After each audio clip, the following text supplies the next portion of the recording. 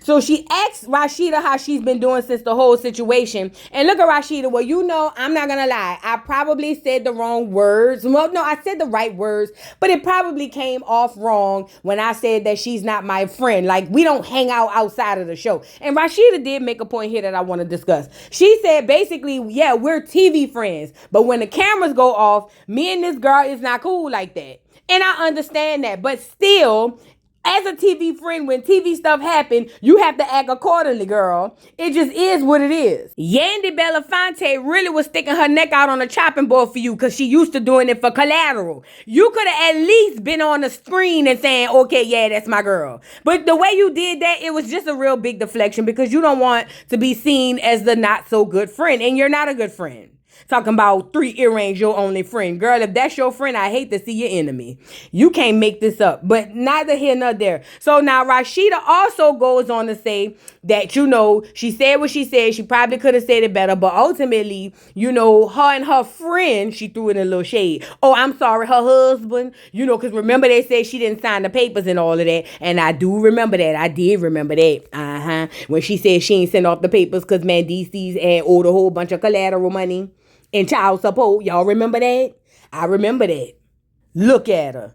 Yandy done put on a big old Disney production, all to not send off the paperwork. Oh, yeah. And y'all want to get on here talking about, but voodoo. She sent them off later, allegedly.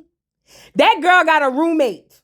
You think she gonna marry a man who put her up for collateral? Well, yeah, she would, but still. That is her roommate, girl. Stop acting crazy. Y'all dudes the most. Yandy is crazy. I told y'all. But anywho, Rashida, you the last person to throw stones in a glass house. Girl, you married him for real. And allegedly, they said you got married so he could be your guardian because you was 12 or something like that. Allegedly. I don't know it to be true. This is what they said. So you is the last one to talk about who married and who ain't. Because, girl, you been living in a lap of misery ever since you signed your papers.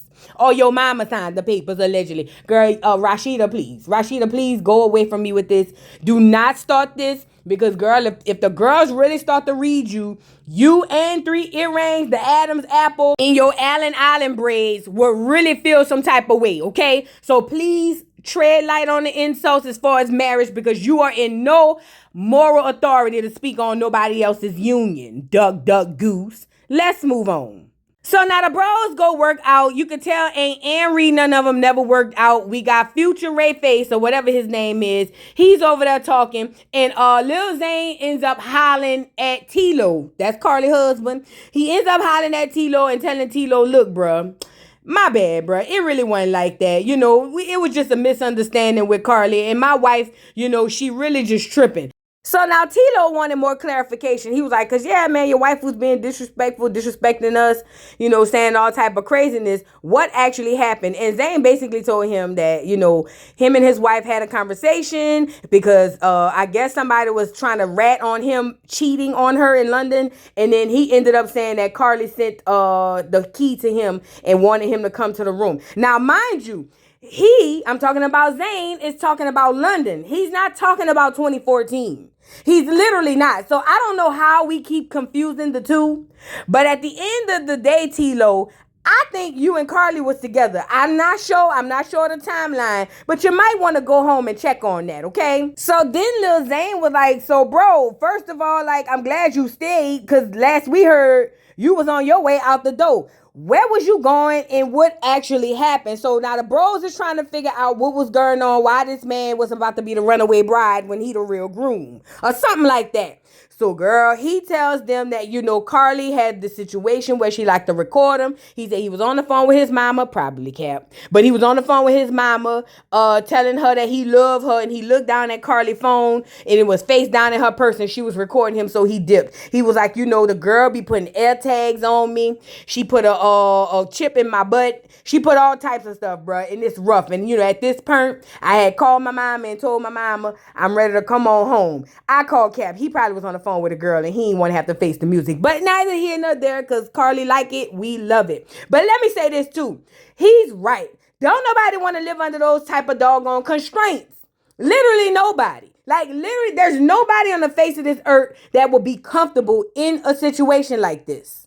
Not even 3 earrings with the Adam's apple. Look at him. He said, see, Rashida don't play with me like that. Man, she already knew.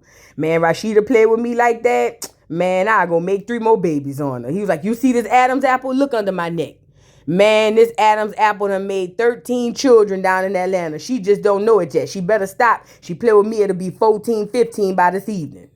So they are like, oh, bro, yeah, that's crazy, bro. I could live like that. And it's true. Nobody, man or woman, wants to live like that. And look at TLo. Not TLo. What's Sierra's husband name? He wants to say, dang, your old lady is a sex doctor and the FBI. You know, he good sniffing up a federale. You know what I'm saying? He been in the pen. So now it's Ray turn, and they like, Ray, I heard you over there on a dry mountain, bro. What's going on? And Ray was like, yeah, bro, she celibate, I guess. You know, 4, 5 kids. Coochie all worn down, but now I can't get none. We out here on vacation. I can't even go sit next to it and smell it or nothing. I just got to sit here and look crazy. And they all like, oh, bro, that's crazy. That wouldn't happen to me. Shut up, 3 earrings. You ain't getting no cooch from no doggone Rashida. It's dried up. And Lil Zane talking about he ain't getting nothing either, as you shouldn't. You ain't worth giving it to. But I believe your wife giving you a little something, maybe a little hand or something. I don't know. But anyway, all the guys are just like, that's crazy. And the only person we find that's having a little booty is Sierra's husband. He said he been over there humping like a jackrabbit and he tired, boss. He said he thought about it. He thought he wanted to do this, but it's a bit much. He said he feel at this point he's being subjected and objectified. She's using him for his body. That's crazy work, ain't it? Because I tell you what, I do know for a fact none of them other ones over there getting no cooch. I know that for a fact. Rashida Coochie got an out of order sign. The Bam over there is a reformed slut. And TLo said at this point, he don't even want no cooch from that crazy girl, Karlie. You get it? So anyway, Ray said he's struggling. He said because he really liked that girl. You know, he said he tried to go cuddle with her last night, but she put him out the room. Y'all really out there in 2 separate rooms? Now, I know y'all married now or engaged or whatever, but y'all really went on a vacation and y'all not hunching? Like, is this a thing? Like, and let me say this to the women that's about to get on here and get the windmilling. Do not come on here, but Vanny, there's nothing wrong with her wanting to hold down her cooch. I'm not saying there's something wrong with that. But what I'm saying is, how old are we? Like, dang, like, girl. Let me speak for me then. If I go on a vacation with a nigga, it's gonna be some jugging. You get it? Girl, please. I'd be devastated if that red light come on. Let's move on. So moving on, Saucy Santana goes to dinner with his mom.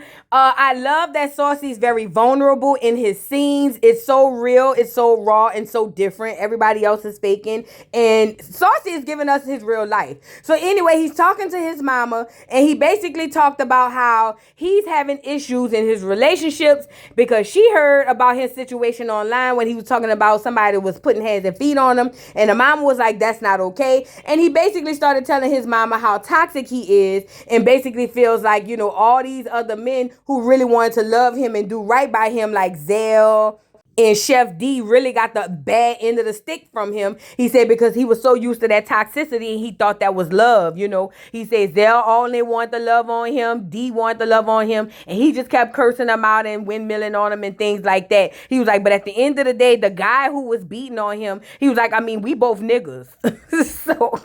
so when he hit me, I'm windmilling back, as you should. But even still, it's still like DV and it's not okay. And the fact that he's out of that situation, I applaud Saucy for that, because you're worth more than that big bike. So he hopped in a confessional, him in his blouse, and he said, you know, it's very toxic, the ways in which I thought love was distributed to me. I thought somebody had to pop me in the back of my neck for me to know that they love me, but it turns out they don't have to do that. And to all the people out there, don't get popped in the back of your head and think that's love. That is not love. That is hate. And I love the PSA for the people in the bike. I love that, okay? So now the mama was like, well, when the last time you talked to any of your fathers? Because I think that's something you have to reach out to do, because maybe that's one of the reasons why you having certain issues. Now, when she said fathers plural, I was a bit confused, but it turns out he has his real daddy who's been incarcerated since he was a little bitty boy, and then he got his stepdaddy who was married to his mama. Now, he said the stepdaddy raised them, and then toward the end of their life, he just up and dipped.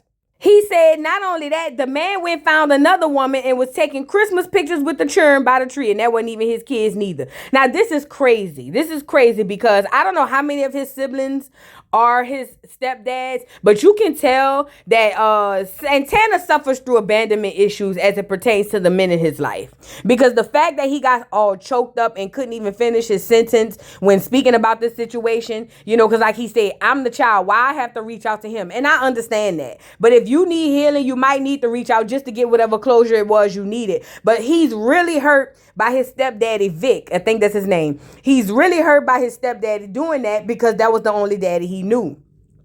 So he goes outside, the mama runs behind him and said that he needs to have this conversation with his daddy because, you know, it heals him and it's going to help him to heal. And Saucy was like, he get that, but he'll never forgive him for what he did. I don't know what that feels like. I pray for everybody who has gone through that and had a parent just abandon them. I think it's the worst thing you could do to a child. And my heart goes out to people who've experienced that. And a big grown man like Saucy, if he could break down about something like that, it must really be affecting him. So let this be a lesson to y'all. Y'all got to heal your old wounds. And sometimes healing comes in the form of closure. And sometimes closure, or a lot of time, closure has to come through communication. It just is what it is. Let's move on.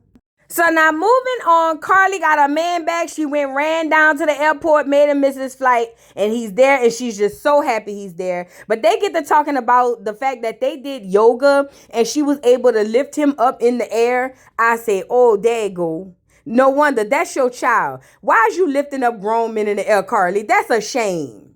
That's a shame. But anyway, he tell Karlie he having a good time and he kind of glad he stayed. But he starts to talk about the whole situation with Zane and his wife. He told Karlie that he spoke to Zane at the gym and Zane said it was basically a misunderstanding and that the wife is just tripping. And he wondered how she felt about the fact that she said you went ran behind that nigga down to the airport. And Karlie was like, she didn't hear that, but how could you not? I mean, because Karlie, I know they did a job on your face, but I ain't think they touched your ears. She literally said it as loud as she could say it. But Karlie was like, I was trying to be nice to her and I was trying to be cool with her, but F her. She talking about something that happened way in 2014. It's 10 years ago, da da da da. But Zane said it just happened on the London trip. Somebody make it make sense. So anyway, TLo leans in for a kiss like a biatch, and Karlie lips actually moved. That was a big deal for me. Cause see, I know her face don't move. I thought the lips was the same. But I guess she was telling the truth when she said she be, you know, the lips still move. Shout out to Karlie. I told you this the last face. This should be the infinity face. So this one working out good. I love that for Karlie and TLo, girl. Child, let's move on. Now it's time for the event. I guess they gonna do some type of dancing and hat painting. And Sierra getting a confessional and say her and her husband is too ghetto. They from the west side of Atlanta. They don't know nothing about no quinceañeras and all of that. All they trying to do is drink tequila, eat wings, and smoke hookahs or something like that. And I say sound about right, because that's what y'all give to me anyway. And look at Selena and her daddy over there trying to teach them how to do waltzes and quinceañera dances and all of that. Ma'am, sir, I just want to be the first to tell y'all look so bad. Yes, you do. Y'all look so bad, ma'am and sir. Mommy and Poppy, Senora and Sior, y'all look a mess. And look at Rashida. I'm here to do this event. I really didn't want to come, but as long as Yandy stay over there, I'm going to stay over here. I don't really want nothing to do with her. There you go playing victim again, blockhead. That's what I'm talking about. Somebody going to pop you one day. Yes, they will. Oh, yes, they will. And look at Yandy in Collateral. One thing Yandy going to do is keep her enemies close, huh? Go ahead on, Yandy. Stand next to your man. Stand by your man. He seemed to be the only man you got now and the only friend you got, girl. Yandy, you look a mess too. I don't even know why. You don't really look a mess, but something about your aura just give me you look a mess. So the people give the instructions and tell them if they could tie a bow with their feet, they having the best sex. And look at Zane. I would say we gonna have the best sex, but I heard how Karlie used to be doing feats and all of that on Jock. And I said, there you go. This is how you always get yourself caught up, you damn treasure troll. Leave them folks alone now. So they go to crisscrossing their feet. Like they jumping hopscotch or something like that, and all of them look a mess. Ain't nobody created no bow, because ain't nobody having no sex. Say what I said, okay? I don't know why y'all out here letting these clear Mexicans play with y'all. No way. I keep telling y'all about this. So now Ray must have got a hold of that Good House tequila, the one with the worm in it. And he start tripping. So he like, ooh, girl, you look so good. I could eat you up like a biscuit. Sop you up like a biscuit and eat you, girl. You look so good. Let me get close to you, honey. Because when I get that feeling, I want to sexual healing. And look at the Bam. Oh my God, this is so weird and embarrassing. I told you we're not doing anything. Like, the cooch is locked away, put away in a safe. Like, oh my God, get him away from me. But Ray ain't trying to hear all that. Ray said he done spent 12 bands on this trip. He said, I'm leaving here with something. You feel me? Go ahead on, Ray. So anyway, they start the dance and Ray is still on 20,000. I'm talking about if 10 was the top level, Ray is on 20,000. Ray said, girl, you gonna give me a little bit of that cooch. And don't say it's locked down and I can't get none because you done gave it to all them other niggas. You gave it to Chris Naive. I'm trying to see what that's about. You feel what I'm saying? And while that's happening, Cool Mo D and DJ Kool Herc walks in, the stud and the muffin. You pick the muffin and the stud. But the stud and the muffin walks in looking like they're part of a b-boy contest, talking about, hey y'all, how y'all doing? Y'all look a mess. I know the attire is all white, but why is Rashida over there dressed like young M.A. in the 90s? Like, you look a mess. And this is why 3 earrings be sliding on you. That's why he be sliding on you. Girl, you look crazy, girl. And yes, Rashida just really annoys me. She grinds my gears, you know? So anyway, Ray still at it. My girl, what's her name? Bam says she's uncomfortable. Mind you, they are engaged now, so I know y'all feeling the way about it in the now. But that's her fiance now. But she's feeling the way about it, and he won't leave her alone. So she walks away. He's smiling. I didn't know he had a little list. Go ahead on, Ray. Ray got a little list when he talk. I seen it. It's kind of cute though. I don't know why I like Ray. I would have gave him a little something if it was me. I ain't gonna lie. If you come on a vacation with me, girl, you're gonna leave with something, because I'm trying to leave with something too. What we talking about? So anyway, he goes behind her and was like, you know, what's going on? I'm sorry. He was like, see, you got to understand. I understand what you're doing and I respect it. And I'm here doing it not just for you. It's for me. You know what I'm saying? And it's hard for me because I could have been right now smashing on 30,000 girls. But I'm over here holding my little thing in my hand for you. And I really want you to understand that this not for me. It's really for you. You feel what I'm saying? But it's for me too. But it's for you. So I really want you to understand that I love you and I care about you, because I wouldn't have been out here if it wasn't about that. Now the band feels like, boy, you was telling me 59 different things. Like, what is you saying? Like, you sound crazy. You talking over yourself, talking out the side of your neck. What is really going on? But she told him it's all cool. You just got to pipe down, my nigga. Like, it's not that deep. I'm going to let you hit. Dang, wait till the cameras go off. We got to play it up for the cameras. Just chill. But it's the tequila in him. He can't help it. You know what I mean? So Yandy Luther the King hops into the doggone confessional to tell us that she sees Rashida over there with her shoulder pads on. And even though she feel away, she's just going to ignore her because Rashida did her wrong and it wasn't the other way around. So her and her shoulder pads just going to exit up out of the doggone confessional. Now, couples are coupling. We got TLo and Karlie acting like they in love. Whole time they on their way to divorce court as we speak. And it made me think when he asked her to stop recording her and she got in the confessional and said she's not going to record him, but she'll let the phone continue to do it. That's probably why they divorced now. That's probably why he left her. I believe that because he told her that, you know, just stop recording me. And Karlie was like, okay. But ultimately, I found it funny that in the reports for divorce, she talks about how he got up and left at 11 o'clock in the morning. Yeah, he's a runner. Like she said, you a runner. He's a runner. He's a track star. He gonna run away when she press record. Go ahead on, TLo. I run too. You crazy? But anyway, so here come Ray, still on the bull. He tried to lay his head in Bam's bosom, and Bam is acting like a virgin, and I don't like it. I ain't gonna lie, y'all. I gotta say that part. I get it. When you celibate, I think, this is my thing. I think people who celibate shouldn't date. And I said that. I know y'all, I'm going to get backlash in the comments, girl. I don't care. If you trying to lock that coochie down, lock it down by yourself. Like, I don't think you should be with nobody because everybody not with that. They gonna lie and say they is, but they probably cheating anyway. Girl, just be by yourself till you ready to go let it loose again. And look at Jock. Jock said he ain't painting a goddamn thing. They been up drinking and eating all day. He ready to go lay down and chill. He said he ain't got time for this. If it wasn't for the check, he wouldn't even be at the scene. So he telling Sierra, what's her name? Not Sierra. What's the girl named Kendra? He telling Kendra, you go on and paint the hat. I don't give a damn about none of this. And I don't blame you. I mean, who set up these boring ass events? Ain't nobody trying to tie no bow with their toes and paint no hats. Ain't nobody trying to hear all that ugly ass. Man, go ahead. Watch out. So Rashida and Kirk over there playing like they really like each other, and they painting they hat. But on the other side of the table, Collateral is feeling a little froggy. So he wants to talk to Kirk. You know, they both from Harlem, from New York. So he decided, let me go in on and holler at my boy. So he go over there. He was like, hey, Kirk, can I borrow you for a minute? And at first, Kirk act like he was scared or something. He kind of hesitated. You know, Mendices, they call him quick hands. You know, he real quick to just bop. You feel what I'm saying? But I think Kirk came to his senses and said, I got my 3 earrings in, so I got my superpowers. I can go sit over there and holler at him and see what's going on.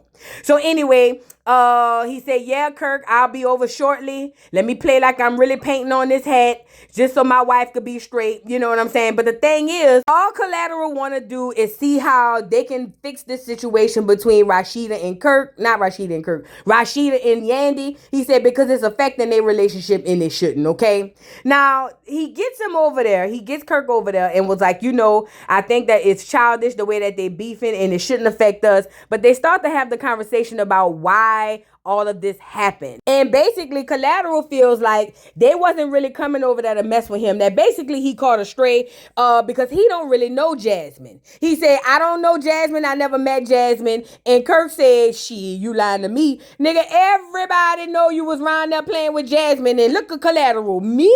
Yes, you, nigga. Ain't nobody over there. Stop acting crazy. Now, this my thing, Collateral. Stop it. I'm not even in the city, and I done heard you around there passing around peen. Don't do that, nah. Don't do that. But Kirk, my thing is, your plausible deniability is what's killing me. Now, you on here acting like, oh, it really wasn't nothing. And Jasmine is saying that she do know you from the club. All her friends said you smashed. I don't know if it's true. I wouldn't spread no rumors like that. But I'm just telling you, this is what they said. Now, in the confessionals, the producer asked Kirk if he done heard the rumors about Mendices being outside in these streets. And Kirk was like, I don't want to perpetuate the rumor, but the rumor out there that Mendices is out in these streets. But I didn't say it. This is what they said. I said, nigga, just say that's what you heard. He's talking about, they said they got a tape of Collateral. For real? Send it to me. I'm serious though. Who got it? Put it in my email, voodoodollpodcast@gmail.com. You feel what I'm saying? I ain't know they had no tape. But anyway, Collateral said it wasn't him. He said he don't care if you got a tape. It wasn't him. It wasn't him stealing no boxes. That's a lie. He wasn't there. Something like that. I don't know. Collateral, whatever they said you did it. And it just is what it is. But they ended up dapping it up and saying that they're going to table it for another conversation, you know, because he felt like, you know, Rashida threw his wife under the bus and she really hurt behind it. Nigga ain't worried about no Rashida or no Yandy. Get off of here. So now moving on, Saucy is at his mother's house and they're going to get on the phone with his daddy so that he can touch bases with him and talk to him and basically see what's going on. Now, this is a very pivotal conversation that needs to be had and it's going to kind of affect Saucy. So Saucy gets on the phone with his stepdaddy and basically told his stepdaddy like, yo, like you literally left us. Like you just up one day and left us. And the daddy was like, well, I was going through a rough patch and I'm with Saucy. None of that matters. To just literally up and leave, there's no excuse for that. And I'm with him also with this. The daddy should have just said, you know what? I messed up and I was wrong. And it wasn't anything to do with you. I had my own personal issues going, but I didn't know how to handle it. And I did the wrong thing by up and leaving y'all. And I apologize. But he didn't say that. But you know what I did pick up in this conversation? He started by talking about his success and how he's so proud of him. And I'm wondering to myself, would he even take Saucy's phone call if he were not a celebrity? Cause that's what it's given to me. Cause you done ran away from all them churn. Now all of a sudden you on the phone. But he ended up apologizing or whatever. And that gave a lot of closure to Saucy. And that's all his mama was trying to get him to see. Like, yo, sometimes you gotta have these hard conversations. It's not always about who should call who, but it is what it is. And they had a great conversation. And I love that for them. But Saucy said he don't trust it. Saucy said basically he not gonna worry about what the man is saying. He's only gonna worry about what he does moving forward. If you really feel bad about what you did, fix it. And that's what I'm talking about. Love is an action, not just a word that you say whenever you feel some type of way. Now let's move on. So now back at the doggone scene, child, with them painting the hats. Now Ray had already tried to calm himself down, and before he could do that, he looked up and saw Sierra and her husband, and they wrote on the top of their hat, "Suck it slow." First of all, what type of man write this message and show it to another man, Mr. Penitentiary? Second of all, it was funny. Let me tell you why it was funny. It was funny because Ray was already drunk and it really made the man mad. And I'm not saying that she should be antagonized. Don't get y'all woke ass in my comments. I'm just saying the scene itself was funny because she's married to him or engaged to him now. But look. So anyway, Ray sees the doggone hat. He start laughing, and I don't know why that riled Ray up again, girl. Ray literally was like, "Oh, you see what they wrote?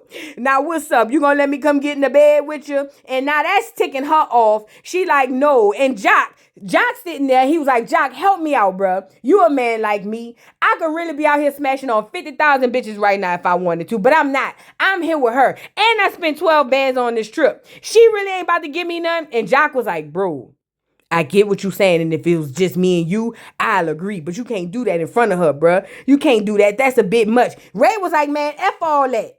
I'm dropping more money on her than Skrizz Naive ever did." So when he asked her to count for something, look at Kendra. "No, it don't always count for nothing." Shut up, Kendra. Cause it looked like Jock ain't spent no coins on you. Look like you spending the coins on him. Did he let you hit after you bought dinner the first date? Please, Kendra, please. I don't have time for you today neither. Go lay down. So anyway, the Bam said she felt some type of way. She was like, she didn't appreciate how Ray is really trying her. He's very disrespectful, in all of that. And she has him on a 90-day rule, and he not respecting the boundaries. But Ray said he don't care about none of that because he could be smashing on 100,000 more bitches right now, but he not. Now that triggered the Bam. The Bam got up and sashayed away because she said what she's not going to do is sit there and allow this man to keep talking about all the bitches he could have smashed. If that was the case, he need to go smash him. Now, Bam, do you really want him to do that? I'm just asking a question. So when she walked away, Jock tried to talk a little sense into him and was like, "Listen, Ray, I get it. Because I be smashing 50,000 bitches too. But I don't say that to my wife. You know what I'm saying? And at the end of the day, you courting this girl, you want to be with her. You can't say stuff like that, bruh." But Ray was like, "But it's true." He was like, "I know, nigga, I live the same life. But you can't say that to the girl, bruh. You're going to really turn her off and you really ain't going to get nothing. Ask Kendra." And she was like, "Yup." So anyway, while that's happening, Zane decides that he wants to pull Karlie on the side and have the conversation. Just him, Karlie, and his wife. In what world, my nigga? Are you crazy? Have you lost your rabbit? Have you lost your mind? Hell no. But anyway, he goes over to the table and was like, "Can I speak to Karlie alone? Me, her, and my wife." And as a man and a husband, TLo was like, "Nigga, hell no. You're not taking my wife away from me. If she go, I go." And that's what a man is supposed to do. Shout out to TLo for showing a little manhood or whatever. So anyway, that was like, cool. We could all go have the conversation. So they goes inside this room. I don't know what's going on. And basically, Zane is sitting across from them, telling them that they need to clear up this whole situation about the hotel. He said, "Because I know I said that because Karlie was cock blocking me while I was trying to cheat on my wife in London." He was like, "And I said it." He was like, "But at the end of the day, it really shouldn't have been said, and I really want to squash the beef," or whatever the case may be. But Ashley jumps in and was like, "No. Because what I don't appreciate is my husband cheats and you're acting like you didn't want to cheat with him. Now, I don't want him to cheat, but I also want you to admit that you wanted to cheat with him." And Karlie was like, "Girl, what is you saying? Like, girl, I didn't give him no card to come to my hotel room. And plus, I have the receipts, girl. I told him that way back in the gap." Mind you, we on two different time frames. Karlie talking about 2014, but Zane over there talking about this happened in London when she gave him the key. But ain't nobody catch that. I guess we all just gonna let that part go over our head. So Karlie was like, girl, I told you I don't want that little nigga. I've been telling you that. Get out my face. Stop trying to make it seem like somebody want him when I don't. Now, on the flip side, Ashley was like, first of all, don't respect my husband. I know he's little. I know he's got a little wee-wee, but still, he's a cheater, and we're going to establish that tonight. And we're going to also establish that you gave him the room key because you wanted that little wiener, and I know because I be wanting it too sometimes. So I'm not going to let you get away with saying you didn't want to cheat with my husband because he's a cheater. And Karlie was like, girl, look, here's the receipts. Put the phone in her face. Girl, this was in 2014. I said, you can come up to the room and your girl. Now, this how slow Ashley is. Ashley said, well, that doesn't make sense because you said you didn't even know he had a girl. That means that whoever he was out there with in 2014, even though you was with him at the time, it wasn't you. If the receipts are true. That basically means that whatever bitch he was with is the bitch she was inviting up there. Oh, and by the way, she said, Ashley said that Karlie be asking if they want to have threesomes. Talking about, what does she want to do? A threesome with me and Zane? Girl, that sounds so boring. Ugh. I mean, I'm just saying, you look like you just lay there. I'm just saying. But anyway, so Karlie was like, I keep showing you the receipts. You don't want to see the receipts. This was in 2014, 10 years ago. And Zane was like, nah, that was the other day. TLo just sitting there. They're telling everybody they stupid. They going back and forth calling each other everything but the child of God. I'm over here saying, can somebody jump in and say something? So then all of a sudden, what's the girl name? Ashley. Ashley said, you know what, Karlie? I apologize. Whatever I may have done to hurt you and your new husband and be disrespectful, I apologize. And I want to say that I'm wrong for that. Now, mind you, she's saying she don't feel like she was disrespectful. But like Karlie said, girl, everybody heard the same conversation. You were definitely disrespectful. But neither here nor there. Ashley said she putting it all on the table. She's sorry for however Karlie thinks she felt because that wasn't the case. Girl, Ashley, you could have kept the apology. And then they got mad because Karlie and her husband got up and was like, all right, bet, bye. Now, this triggers Lil Zane because Zane was like, wait a minute, hold on. My wife just apologized to y'all. Y'all not going to say you sorry? And Karlie and her husband was like, hell no, F that B. Now, this is Zane through the roof. What's her name? Ashley trying to calm him down like, don't worry about it, babe. It's cool. I said what I said. I meant this, so I don't need an apology in return. And he like, nah, babe, nah. This not okay. What they doing is wrong. And if you apologize to them, then Karlie owe you an apology as well. And the thing is, that don't go like that. Maybe Karlie don't feel like she owe her an apology. I mean, your wife has been jumping out the window lately. Let's really have the conversation. So the fact that you expecting Karlie to apologize and mad because she's not, that's next level delusion to me. And like Karlie said, I said what I said and I'm not apologizing. I don't owe her anything. If anything, she owes me because she came disrespecting me in front of my husband, telling my business. He did not need to know that every time I go on vacation, I hand out my room keys. That was not for him to know, but your wife came and exposed me. So at this point, I don't owe her nothing. So the two part ways, and Zane really standing there rubbing hands like Birdman. So like, y'all really not gonna apologize to my wife, bro? Like for real, you really about to just let my wife walk out here after she done said she's sorry and you not gonna apologize? And it was like, nigga, what part of the no you don't understand? The N or the O? Nigga, hell no. And as a matter of fact, you better get out my face before I knock you down, little short man. So as they walking away, Zane said, you need to check your bitch. And why did he say that? TLo and what's the girl named Karlie did an about face, girl, so smooth. I thought they was in the army. Girl, they hit that about face and was like, what did you say? And look at Zane, you heard what I said. Zane, go lay down, bruh. One time them security's not gonna get in front of you and they gonna let them people wail on your little bitty tail self. Leave them people alone. Now you gonna call a girl a bitch in front of her husband. He gotta fight you now. That's how it goes. Like, that don't go like that. You don't disrespect nobody like that, bruh, because you feel some type of way. So Karlie turned around and was like, who you calling a bitch? UNITY. She ain't say that part, but she did, was like, who you calling a bitch? Her and TLo ready to pounce on that little bitty treasure troll, and he's waiting for security to step in front of him so he could finish saying what he had to say. And at the end of the day, Zane was wrong, bruh. He was wrong. You're disrespecting that man. Even TLo had to act like he wanted to fight, and that was a lot for TLo. TLo, like I said, he looked like he ain't never had a fight a day in his life. Now you gonna have him have to defend the woman that he really don't want, and that was a lot for TLo to take down and take in. You know what I'm saying? Like he said, you don't talk to my lady like that. You come talking to me. You don't talk to my lady like that. I'll pop you upside your head, boy. And look at Zane. I don't care. I said it. Nanny boo boo. Nanny boo boo. Somebody gonna pop you, bro. One day, one of these days, somebody is gonna pop Lil Zane on top of his braids. And I can't wait to see it. And that was the end of the episode, girl. It was a lot going on. What do y'all think? I'll say what I think. My thing is this: the whole episode was trash. Girl, it is what it is. I tried to do what I could to make it a little more entertaining, but it's trash. The beefs are fake. It's just giving ugh. And I want to know what y'all think about it. Drop down in the comments. Don't forget to like, subscribe, hit the notification bell, follow me on all platforms, and I'll see y'all hoes later, girl. Bye. Mr. Carroll, how you give the voodoo doll time to talk? I don't get no fucking time to talk. Who the voodoo doll is? The nigga you just had up here.